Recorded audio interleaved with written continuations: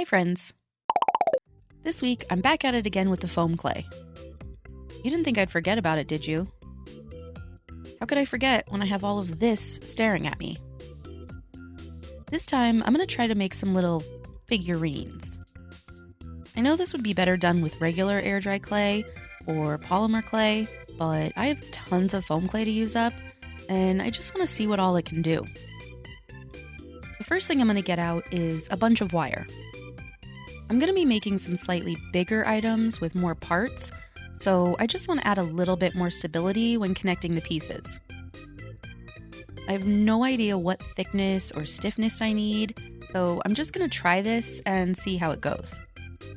I'm also going to be using my ugliest colors of clay for these. I know I'm going to need more clay than I did with the magnets I made, so I'm not even going to worry about having enough clay in the right colors, and I'm just going to paint these. I have noticed that these bigger bags of clay are more moist. Wet? What's a not gross word?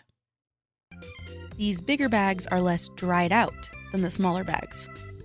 But I ordered air dry clay twice on Amazon and I can't remember which is which. So I'm gonna guess the smaller bags are just older. Either way, some of the larger bags do still have a few dry spots that I just pick out.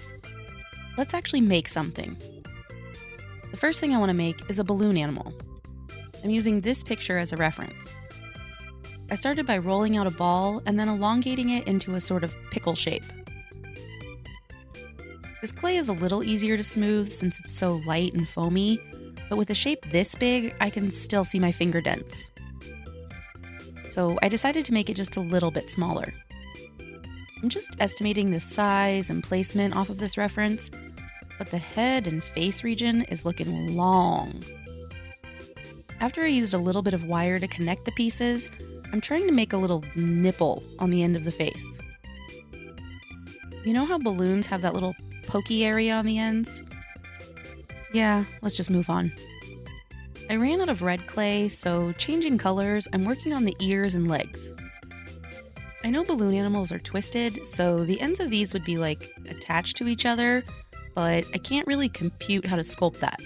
So I'm just sticking them together side by side. I'm mostly just trying to get the proportions and angles sort of close. This clay is probably nearing the end of its shelf life, which makes sense since I either bought it in November 2021 or July 2023. Either way, there are a few wrinkly spots, but I have a plan for that.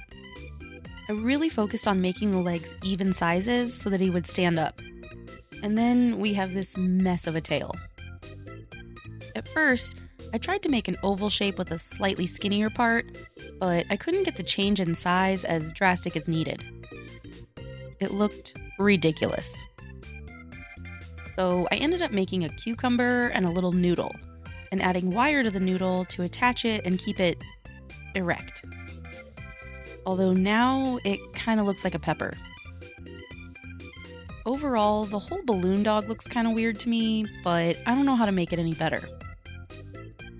So I let the whole thing dry overnight, and when I came back, I can't actually tell if it's fully dry. Foam clay never hardens the way other clay does, so even though it's still a little bit squishy, that might just be as firm as it ever gets. I did want to reinforce these connections and fill in the space a little bit to cover up some of the wire I can see, so I used some white puffy paint. Puffy paint is a little stickier than normal paint, and it's a little thicker, so it'll fill in these cracks nicely. After I squirted it on, I used a paintbrush to make sure not only that the paint really got in there, but to also smooth out the edges so they aren't so obvious. I also used a tiny bit of puffy paint to add some anatomically correct balloon nipples to the nose and tip of the tail. And then I let the whole thing dry for another day. Next, to try and fix some of these spots where the clay is a little wrinkly and to add a nice white base coat, I did a couple of coats of this mix of puffy and matte fabric paint. The puffy paint will smooth out and fill in those cracks, but the matte paint will help it spread nicer. I'm not going to paint the whole figurine with fabric paint because it's not going to be moving or needing any stretch. For the base coat, it'll help hide the defects. For the actual paint job, I'm going in with plain old acrylic paint, all in one color, because balloon animals are all one color. I don't know why I have such an obsession with balloon animals lately, but I've been wanting to create something with them for a few months now. Maybe it's this guy that I found at the Goodwill, or maybe it's these weird pooping balloon animals that I saw at a craft fair. But they just make me so happy. After about 3 coats, the paint was fully opaque and you couldn't really see the wrinkles anymore. I used a metallic pink paint pen to add a slightly darker spot to the nip knobs. You know how balloons are a little darker at the tips? Then I tried adding lines to look like the balloon was twisted, but I hated those, so I'll be covering them up. Instead, I just added some fat, shiny highlights. I only did one side, so this will be the side I'm displaying. I touched up my mistakes, added about 5 coats of varnish, and this one's done. I love this little guy. He's so cute. The varnish really smoothed him out even more. He does list a little bit to one side, so we'll call him Tippy. The next figurine I want to make is this guy. I love him. He's so cute. I've wanted to make him since I saw him in the new Ghostbusters movie. I am still going with ugly colors of clay for this. I only have 1 bag of white clay, and I'm not sure what I'm saving it for, but it's not this. I started with his tummy since that's essentially his entire body, and after making the first ball, it wasn't big enough, so his body is an entire clump of orange clay. He's a big boy. Again, there's some wrinkles, but I know I can fix those. So I busted out another bag of gray clay for the rest of him. This clay is pretty dry, and someone said that you can use lotion to revive it. It kinda works and is pretty fun to smush in, but it doesn't really revive it as well as I'd hoped. Maybe instead of my fancy creamy lotion, I need a cheaper, more liquidy lotion.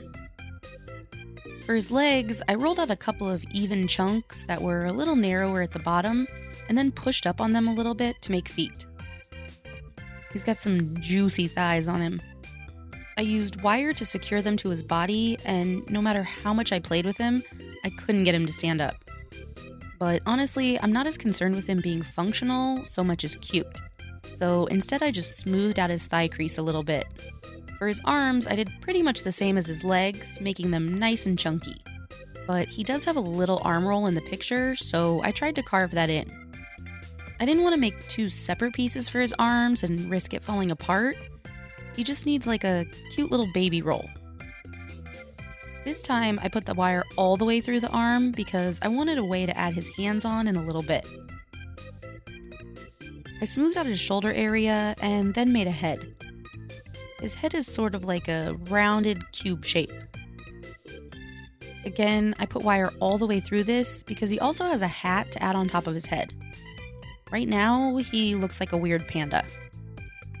For his hat, I just made 2 flattened circles on top of each other. And for the little ribbon on his hat, I made a flattened noodle and then cut a little triangle out of the end. And yes, I use tweezers as a knife. Sometimes I just don't want to get up and go dig something out. On to making some little baby hands. I know that I am not skilled enough to make a bunch of fingers, so I planned to make a little curled fist. But that just did not work, even from the very beginning. So instead, I went with a little mitten style. It's kind of like when I was a kid and I couldn't draw hands, so I hid everyone's hands behind their back. So every person I ever drew was in parade rest stance. At least this guy has hands. I did try to get a little fancy and smush together this nose area and carve in a mouth, but I messed it up a little and it came out off center. After he dried for a day, I again used puffy paint to secure the areas where his limbs are attached. He also has some wrinkly areas on his face, belly, and one on his butt, so I went over everything with my fabric paint mix. The paint job on this figurine is going to be pretty simple, but it's also really, really important. His whole body is white, and he's made out of marshmallow, so he needs to be crisp white. Like pure, no hint of any other color white. So I chose my whitest white and did 4 coats of paint on him, making sure that I brushed each coat in a different direction so he got maximum coverage. Hopefully you can see the difference when I flip him over to paint the back. The only area with any color is his hat. This smaller circle is blue and the ribbon is red. I'm using a teeny tiny brush and it's still a really tight area.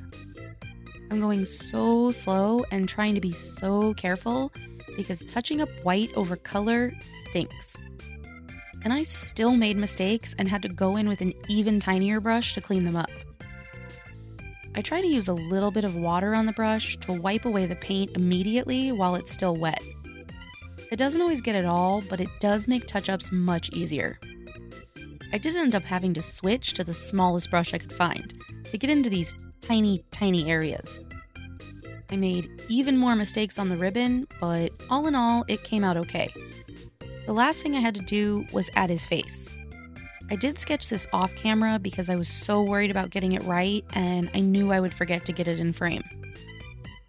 Even using my tiniest paint pen, the lines still came out super thick. It looks like me when I try to do eyeliner, then mess it up and thicken the line to fix it. He's also a little cockeyed, but I did my best and he's still really cute. I think I did about 7 or 8 coats of varnish on him to try and smooth out some of the paint strokes. You can still see them a little bit, but I'm in love with him either way. He's also a leaner, but that's more of a choice than it is with Tippy. For this next sculpture, I am going to use clay that would work okay color-wise because I wanted to see if I could, but I do end up painting this one also.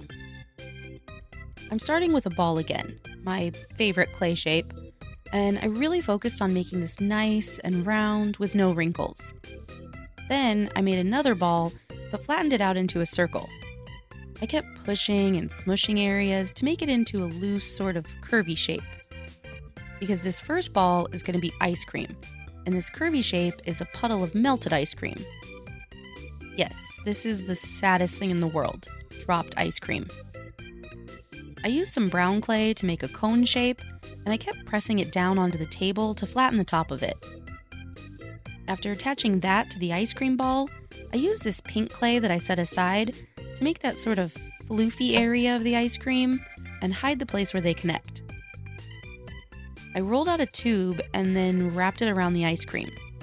It wasn't long enough, but instead of taking it off and fixing it, I just left it and pinched and smushed the rest of it to try to give it that lumpy look like the real thing. I used a pointy silicone tool to stab all over to try and give it some texture. After it dried, I used puffy paint to fill in that empty area on the back and sealed up the area between the ice cream and the puddle. Then I squeezed out puffy paint all over the puddle to make it look really wet and liquidy.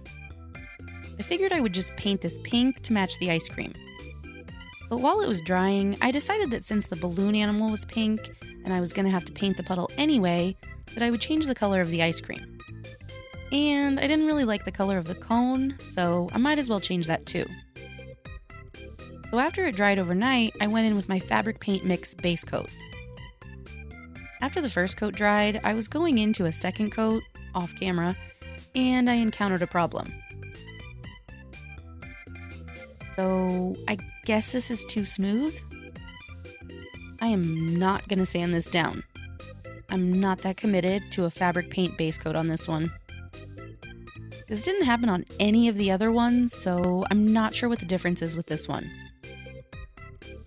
I decided to let the paint dry and peel off what I can before I try to fix it. I peeled too much. The whole puddle came off, but luckily the repair on the back didn't, which is good because I still want that fixed. To try and seal the rest of the fabric paint on and give this a base coat, I covered the entire thing with acrylic gesso. And that worked. No more peeling. So now I can move on to paint. I spent a lot of time mixing a fabric paint and an acrylic paint version of this light orange ice cream. After, I spent a lot of time trying to decide what color to make the ice cream in the first place.